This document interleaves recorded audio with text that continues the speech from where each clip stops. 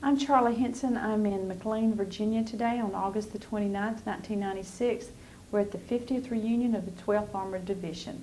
I'm speaking to Frank B. Lantero today, and I appreciate you coming in and talking to us. First of all, if you will give me your name and the place you were born and the date of your birth. My name is Frank B. Lantero, born December 27, 1921. I'm from Chicago, Illinois. Okay. Tell me about your mom and dad and how they met, their background, and kind of how their life started together.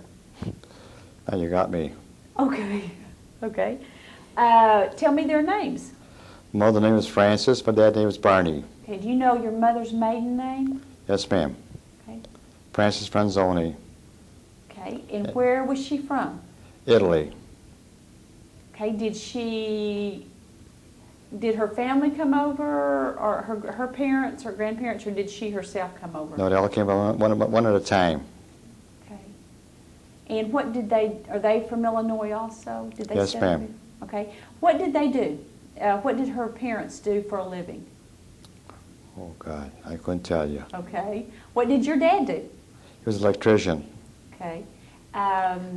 Did your mother stay at home? A Yes, she homemaker? did. Not all the time. She worked for Sherwin-Williams and Company at a paint factory. My dad worked for the Plymouth shops. That's all I can tell you. Okay. Do you have brothers and sisters? No, ma'am. Okay, the only child. Did you have extended family? Aunts, uncles? Oh, yes, I did. Okay, tell me about that family. Well, there wasn't much to say. Okay. How many, did you grow up with cousins and... No, just a few cousins and, relatives, that's about it. Okay.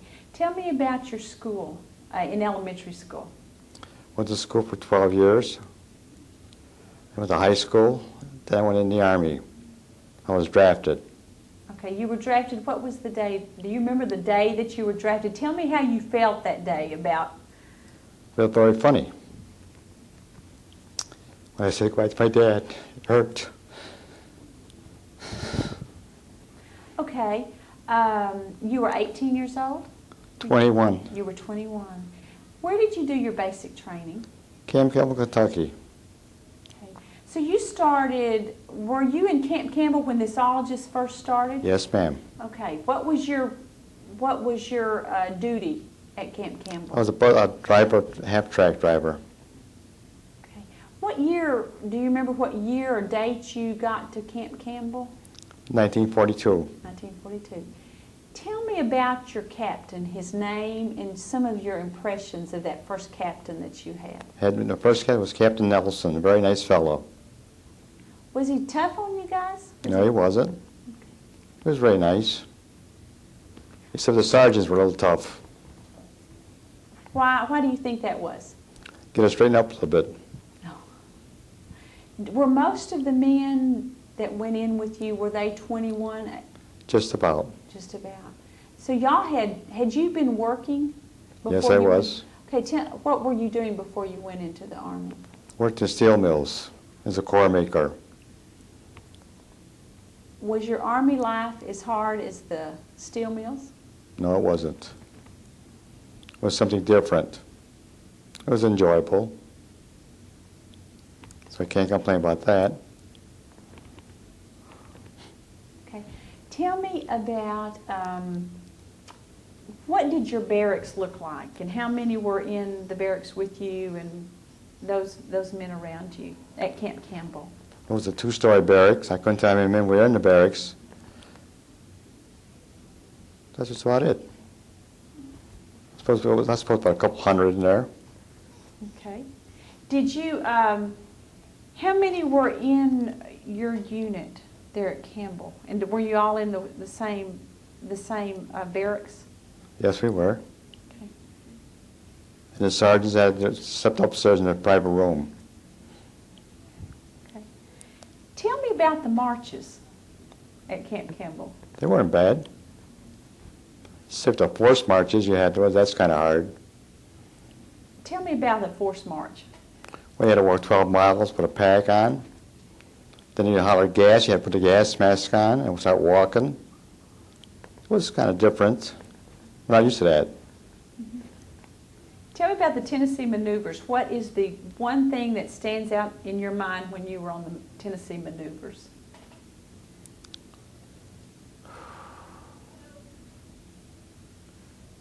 I couldn't tell you that now. Okay. Okay. He said one time we got lost in maneuvers. We all were hungry. We found a little cabin with no curtains, no windows, and she made us dinner. And we were very happy about that. So y'all went in on somebody's home? That's right. And how many did she feed? I think about 4 of us. 4 of you? And you were glad to see her. What happened? Did they ever know that you got lost? No. We didn't tell them about that. That was a secret. Okay. Okay. When you got back, did you tell any of your... Well, they knew we got lost. Where have you guys been? It's kind of funny to tell me we got lost. That was the truth. So what did you do? You never did tell them about the meal you ate. What did you... Well, we told them about the meal we ate. Oh, you did? And we told her to go give her $5 apiece. And she didn't want it. You told her, you'll take it. She was real nice about it. Her name was Mrs. Fry. I'll never forget that. Mm-hmm. Very nice woman. Okay. What were your specific duties on the maneuvers? I was just, like I said, I was a driver up a half track. Okay. So you just practiced driving through the mud? Just drive and drove all the time. What time of year was this? Was this before it got cold? Was it in the spring? It was in the spring. Yeah. Okay. It was nice out there. So you didn't have to go through the mud and the sleet No. and all that? Nothing like that. Okay. What did y'all know y'all were going to come to Camp Barkley? Did they tell you where you were headed when you were leaving Camp Campbell? Oh, yeah. Okay. Tell me about the day getting up and what happened the day that y'all left Camp Campbell and headed out. We all knew we were going to another camp in Texas, but just where we didn't know where it was, but we drove about 3 days to it, which was a nice trip on a train. We stopped on the road and we had to exercise and go back on the train, and we ate and everything, slept on the train. It was not bad for 3 days. What was your first impression of Texas and Camp Barkley? Very funny. Nothing but sand. That was something different. And when it snowed out there, it was something new for us too. It never snowed out there. I mean, we saw snow. I think it was back home. All the guys got a kick out of it. Were you there? Were you there the time? Were you a part of the group that y'all failed your inspection? Some of the guys have told me about they had all gotten everything together, and then they had cleaned everything up, and then they had to come back and they had failed inspection, and then they made them get all the sand out of those old. What were those houses called at Camp Barkley? They were little homes, like little huts, made of plywood. Can you describe that? If you were to close your eyes, can you describe what that thing looked like? Was it called a hutment? I call it little huts, so I used to call it. Okay. Wasn't bad. Had a little stove in there. Just a few guys just sat in there, about 12 guys to a hut. Wasn't bad at all. It was a small quarters, that's all it was. Just like a big room. Okay. Did you ever go into Abilene on leave? Yes. What did you do when you were in Abilene? Went to eat. Went to eat. I bet you stood in line, didn't you? No. You didn't? No, never stood in line in Abilene. You didn't? No, not in Abilene. Oh, okay. We went to town. We had regular dinners. Are there any of the restaurants or cafes or any of the places that you remember names or No, I don't. that stand out? I couldn't tell you. Okay. Did you ever go to the USO activities? No, I never did. You didn't do that. I just heard it was real crowded in Abilene. It was crowded. Okay. Had you married when you joined the Army? I married when I came home. When you came home, okay. Did you know the girl that you were going to marry later? Well, she wrote to me when I was in the Army. Okay, so y'all met during the Army. Tell me about the first time you ever met her. Now, that's a good question. I kind of liked her, and I wanted to go out with her again. And we started going out there all of a sudden, and we got married. Okay. Now, where was this? Was this back home in Yeah. Illinois? Okay. Was she a home girl then? Well, she was a working girl. Okay. And was she about your age or younger, or? A couple of years younger. Okay. So, so in Barclay, you didn't have a family with you. You were just kind of by yourself. I met her when I was going overseas, I should say. She wrote me a letter, and I answered her, and she showed me her picture, and I kept that picture in my helmet. All that time. Okay, so how long before you left Barclay, was it sort of like you were pen pals, or somebody gave you her name, or she? Well, she wrote to me because she knew my mother. They were in the same club. She wrote me a letter, and I wrote her back. And just continue on, so I can tell you on that one. Okay, okay. Did you hear from her much? Was it hard to get mail back and forth? No, it wasn't. Wasn't? Okay, okay. Tell me about the day that you found out your feelings. What did you feel like the day that you found out you were that you had gotten orders and y'all were headed to Camp Shakes, New York? Well, it felt kind of funny. You couldn't say nothing to anybody. You couldn't say nothing to anybody. Just went what they told us to do. Kept their mouth shut. Okay. Were you not allowed to write your family and tell them that you were leaving? Couldn't say nothing where you were going. So basically, what could you say in a letter that? I'll be going overseas. Okay. That's all I told her. Not when we didn't know when we were going, but we just said we might be going, because we didn't know either. When it was time to go overseas, did you feel like that your training was sufficient for the job you were going to do? Do you think the 17th felt as a group that same way? I think they did. Okay. Tell me about some of the men at Camp Barclay in the 17th that you were close to. And you may still be close to them now. Well, you're still buddies yet. Like the sergeant here, we're still buddies. A lot of guys don't want to come down there. But it's nice to be buddies yet. Some like to come back to these meetings. Some don't want to come to these meetings. You can't say come. They don't want to come. Some didn't want to discuss it. I don't know why. Were they disgusted about having to come to a meeting, or did they just want to forget? Just want to forget it. They want to forget it. Okay. Some of the 17th, do you feel that your relationship with the men of the 17th and your association with this 12th Armored Association, has that helped to heal some of the memories? Oh, yeah. Is it good to kind of talk about it? No, we never talk too much about that. We're closer together now, more or less, like a family. We discuss about the war and all that, and we fight the war over again. But we won every war so far. Good. I'm glad to know that. Okay, who stands out in your mind of the 17th? As an individual? Uh-huh. Well, no one exactly. Okay. That I can think of offhand. Okay. Who was the clown of the group to keep things kind of light? Were you that? Did you play that role, or? No, we had other guys do that. Who did that? Do you remember who did that? No. We had a couple guys. We had a boxer named Cologne. He kept the guys going. Mm-hmm.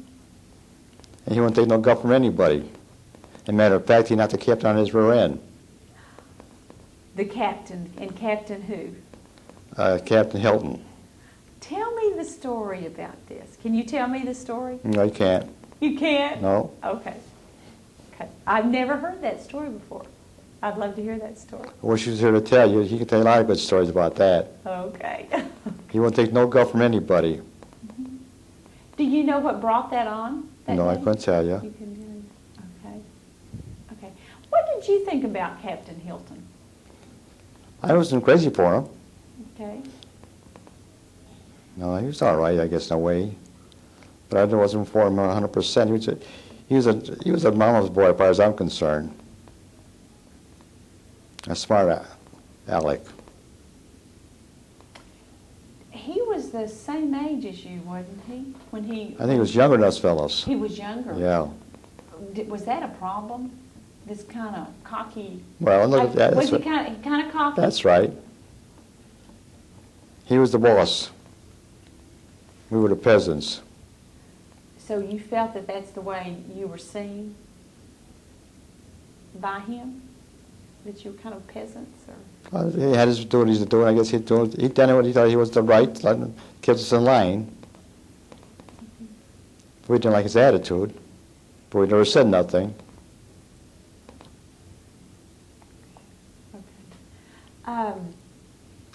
Okay, let's get up to Camp Shanks. What are your memories of Camp Shanks, New York? We slept in tents, so it wasn't bad. That's about all I can say about that place. And I got a pass to go to town. And I didn't go to town that night because I couldn't go. It was raining. Then we found out we were being shipped out that night. So you never got a pass? Never got a pass. You never got to New York City? Never did. Okay. I had a good dinner waiting for me, too. Did you have family or something in New York City? Yeah, I had family out there. Who was that family that was there? One of our cousins. So they were expecting you that day? Yeah. And never did make it? Never came for that dinner. How did you feel about that? I couldn't tell you now, offhand. Okay. A little disappointed. Okay. Tell me about the ride over in the ships. Describe the ship, the name of the ship. It was a long ride. You were in a hold, way in the bottom. You slept on the floor. Not no hammocks, nothing. We just slept on the floor or the table. And that was the extent of that. It was a Liberty ship. Did you have duties on that ship? No, ma'am. Okay. Y'all just kind of sat around. What did you do to fill your time? Talked. Discussed what's going to happen to us. That's about it there. Y'all were very young. Oh, yeah. And you were headed to a war that you knew that some of them weren't going to Never come back. How did you talked about it. What kind of things was it just kind of trying to figure out what was going to happen, or? That's true. You were going to have to, all of us. But you were thinking about it. You didn't say too much about it, but you talked. And you discussed your family back home, about your folks, your mother and dad, and your girlfriend or wife, things like that. And they gambled a lot on a boat. Did you win or lose? I lost. You lost. How much did they pay y'all? How much did you get a month? $21. Now, did you keep all of that, or what did you have to buy with that $21? Well, but nothing, actually speaking.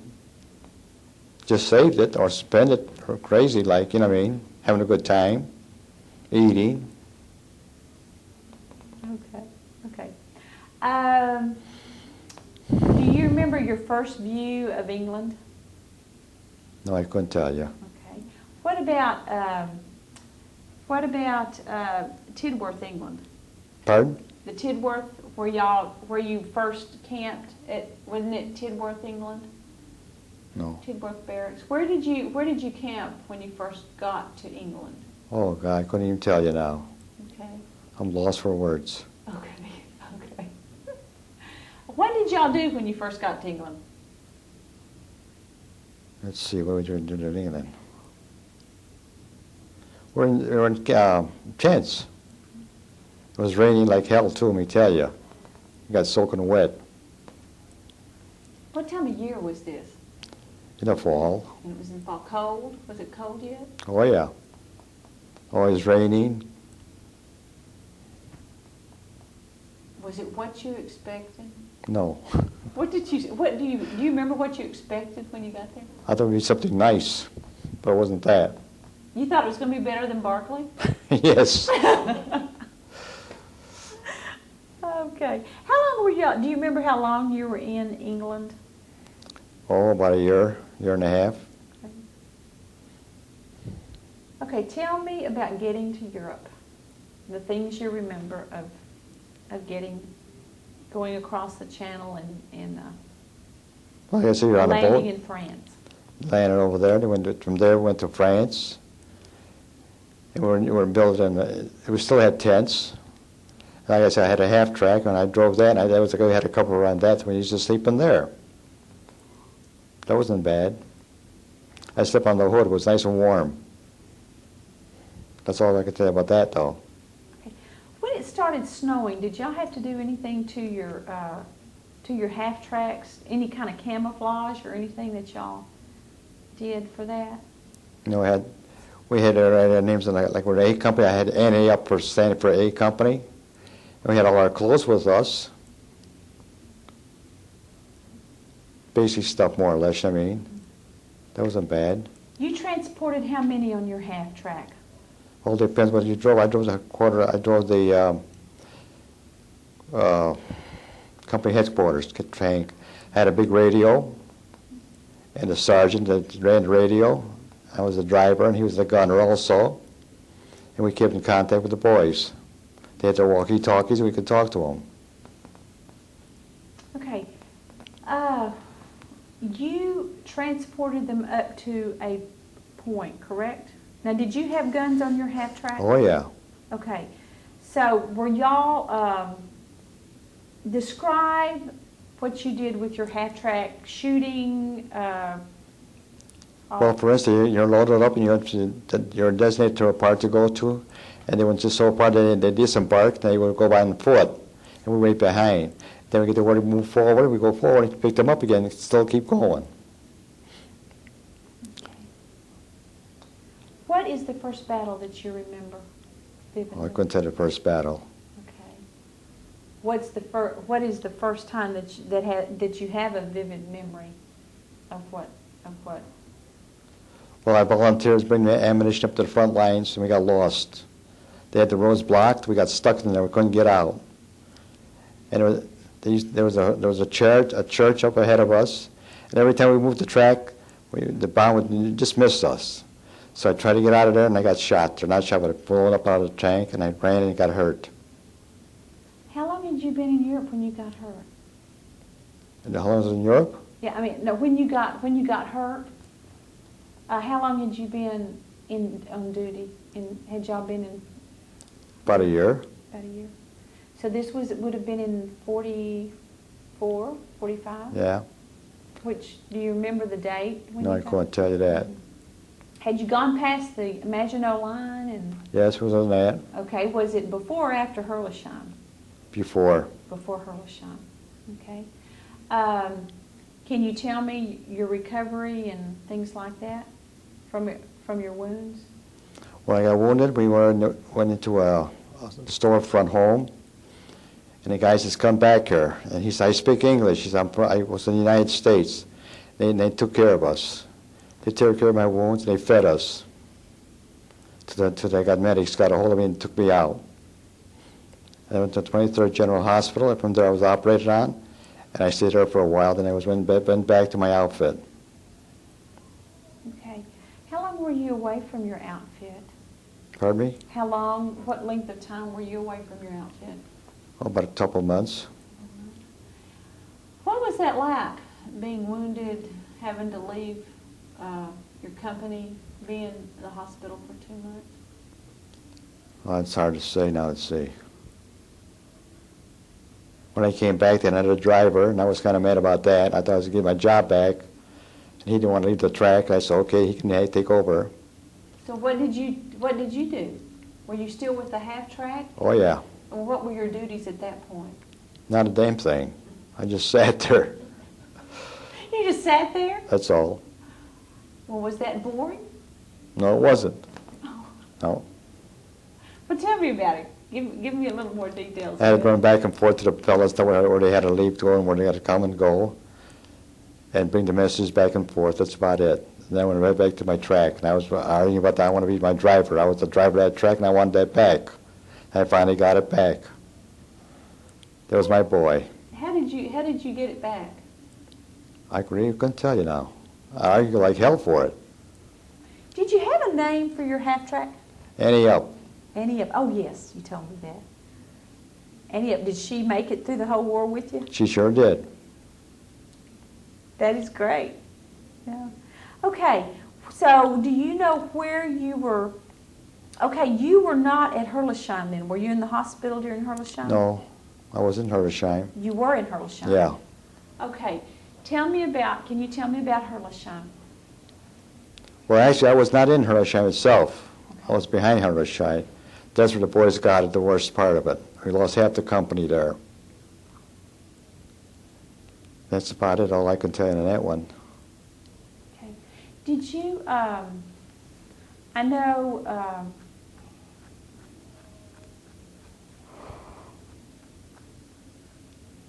were you around when Ray Collier got shot? Were you aware of that? Oh, you were in a different company. No, he was our company. He was in your company. So you were not down there when they got hit with all that? No. Because you were back with Back a little more, far back. Did you ever receive, did Annie Up ever get hit or anything during that Herlesheim? Oh, yeah. What was your feelings? Did you know you were in the midst of this terrible battle? Did you know how bad it was? No, I didn't. Was it the fact that you were just given a job to do and that's what you That's kind right. of did? And you did that. How long, do you remember how long that battle was? I couldn't tell you. What was the morale of the men? Very bad. Was it bad? They were dying left and right, you know, and they were dying right along. Just as you walk out, you got killed. You heard so-and-so got killed or got captured. It stays with you for a while.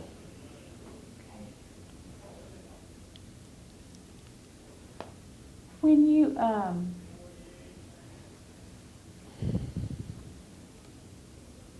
what did y'all do after Herlesheim? Where did you go after Herlesheim? Did y'all just pull back? No, went forward. Okay. How many replacements did y'all have to, Quite a lot. A lot. Do you remember how many were left in your company? I couldn't tell you. Herlesheim? Okay. There were very many. Lost a lot of good men there, didn't you? Yeah. We sure did. Was it as easy? I have had the impression that y'all were very close. Your companies were very close. The ones of you who came through Barclay. What was it like having replacements? Well, it's different. I mean, you know the guys, you know you ain't going to see them later on. They weren't like the same bunch you got in with him with. There's a difference. Was your relationships different with them? Was it? Oh, no, it's just about the same. Wish them luck, you know what I mean? You saw the guys leave and you didn't see the guys come back. You wonder what happened to those fellows.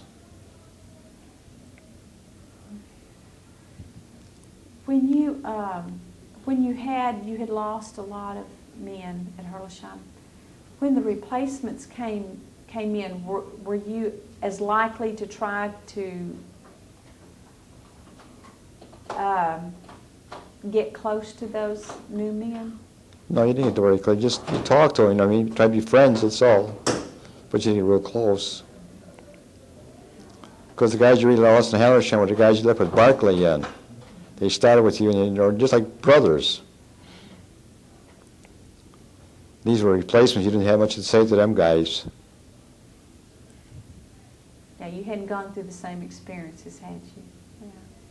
Yeah. Okay, let's go past Herlesheim. Tell me about the time between Herlesheim and Colmar. Are there any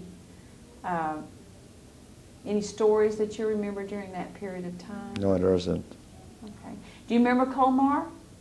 No. Cass and all that? Okay. Did you ever come close to being captured? I know a lot of the guys No. were captured. Yeah, so you weren't. I don't think none of our drivers were captured, just the men. Okay. Like I said, they went ahead of us most of the times. Okay. Tell me, is there a funniest story that you love to think about? I mean, if you're thinking about your experiences and of the 17th, is there some funny story that stands out in your mind? No, there isn't. There's not? Okay. Is there any specific person that stands out in your No, mind? there isn't. Just kind of general memories. Okay. Okay. Tell me about, were you around when Captain Hilton was captured? No, I wasn't. You weren't. What about Marvin Drum? Any of those? I wasn't around them boys. You weren't around those. Okay. Tell me about the days coming up to the end of the war, as you went into Germany and you were taking prisoners and et cetera. Tell me about the feelings you had then, or the things that you did as you headed into Germany. Well, there's no feeling, nothing to remember about. I mean, you know, you didn't want to get captured. You don't want nothing like that to happen to yourself. You just took care of yourself and your buddies. Okay. So y'all's relationship was that part of this was, did you feel a responsibility towards your buddies? Oh, yeah. He took care of you and you took care of him. So you kind of watched out after each other? Like buddy-buddy system. Did you have somebody that you went clear through from Barclay on to the end of the war that you were kind of his buddy, or did you have somebody you kind of took under your wing, a replacement? There was one guy was a driver named Pottinger. We went home together, and my dad came to the camp, picked us up, brought us home. Then I never saw him ever since then. Then I got married, and he called us up, and he said, "Guys, why don't you come to the wedding?" Now, I want nothing to do with the wedding, he says. I wanted to know with you guys. What happened, I don't know. He was a good buddy. What do you think is the difference in you men? Some of you didn't want to ever think about it or talk about it or anything, and some of y'all have had a real full life by still being a part of each other. Do you have any ideas about the differences there? No, I don't. No? Just some people did and some people didn't? That's right. Okay.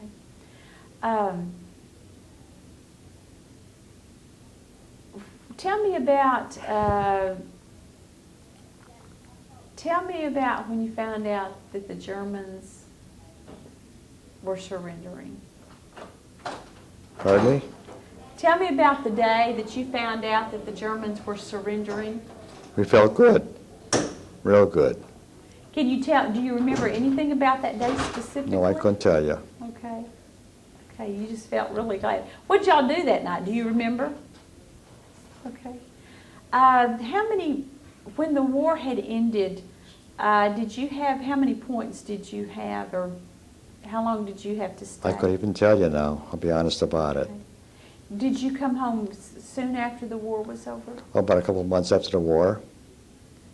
Okay.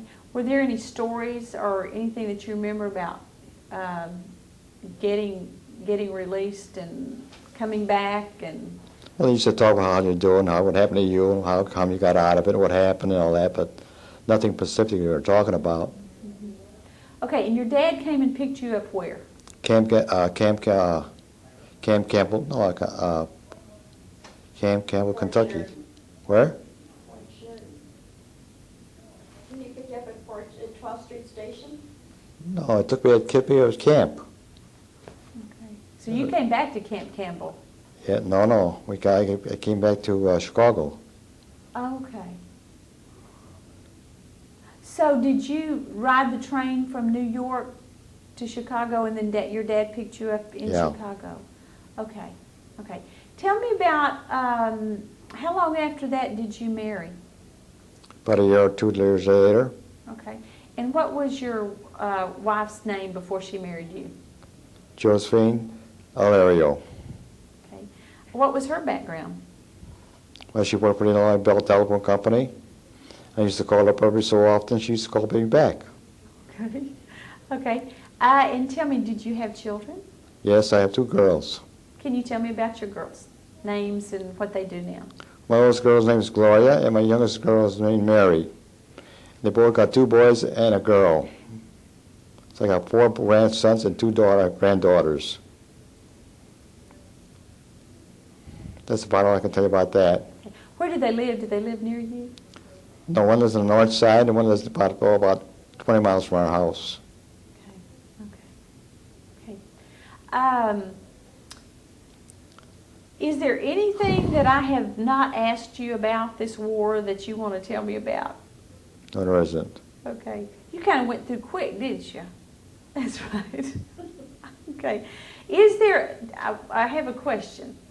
Is there a story that if I were to ask your grandchildren, tell me a story about Granddad being in the war, is there a story that they would kind of think about? And No, I never told them a story about that. Did you not ever tell them Never that? talk about that. Can you tell me the reasons for that? I don't feel I couldn't say anything to them about that. Okay. Okay. Do they ever ask about it? No. Okay. They want to go into service. I says, don't go into service. Okay. Tell me about that.